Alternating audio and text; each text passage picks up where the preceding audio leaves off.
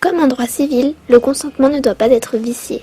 Le dol, la violence et l'erreur rendent nul l'acte de commerce.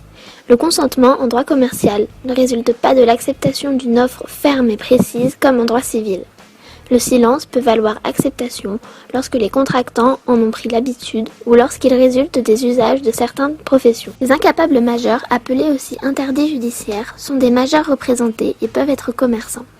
Il s'agit des personnes dont les facultés mentales sont altérées à tel point qu'elles aient besoin d'être représentées d'une manière continue pour les actes de la vie civile.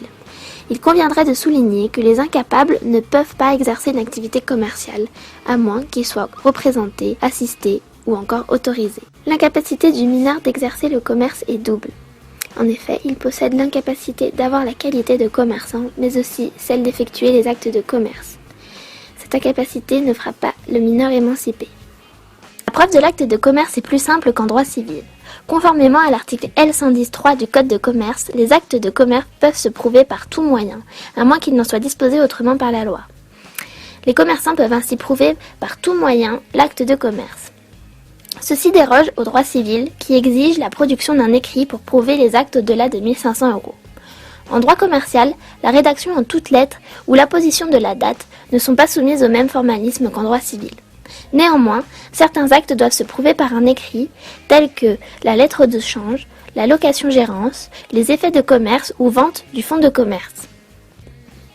Dans le cadre de la solidarité passive, un créancier a plusieurs débiteurs et il peut réclamer à chacun, à plusieurs ou à tous, le paiement de l'intégralité de la dette. Le débiteur d'une obligation solidaire poursuivie ne peut invoquer le bénéfice de division, c'est-à-dire qu'il ne peut demander au créancier impayé de poursuivre chacune des cautions au prorata de sa part.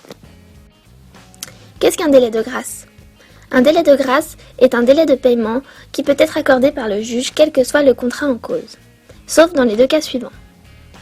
Pour les effets de commerce remis par l'entreprise ou l'association à son créancier, comme la lettre de change, ou pour les contrats accompagnés de la remise d'un gage commercial par le débiteur. Intéressons-nous maintenant au délai de prescription des obligations commerciales. Le délai de prescription de droit commun en matière commerciale pour les obligations qui sont nées à l'occasion de leurs opérations de commerce ou entre commerçants et non-commerçants est de 5 ans, si ces obligations ne sont pas bien sûr soumises à des prescriptions spéciales plus courtes. Pour continuer, nous allons nous poser la question suivante. Pourquoi le principe de maintien de la relation commerciale l'emporte sur la résolution du contrat ? La réponse est simple. La résolution de contrat est synonyme de rupture.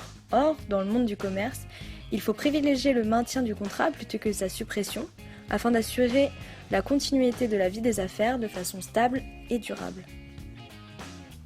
Enfin, nous allons voir quelle est la différence entre réfaction et remplacement en matière d'obligations commerciales.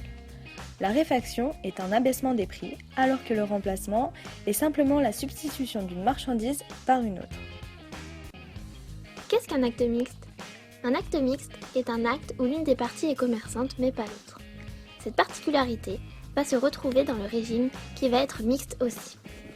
En matière de preuve, celui qui n'est pas commerçant va bénéficier de la grande souplesse de preuve. Il n'aura pas besoin d'un écrit. Toute preuve est acceptée.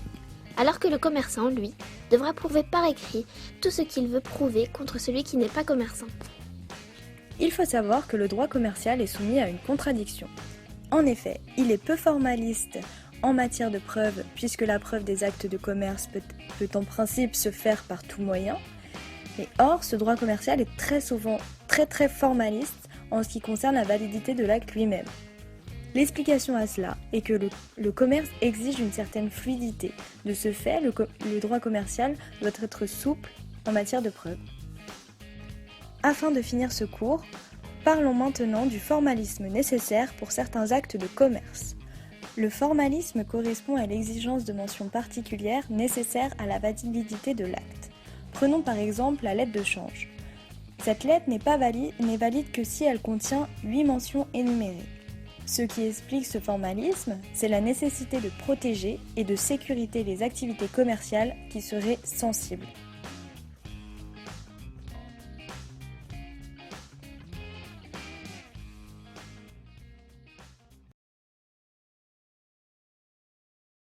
Created using Powtoon.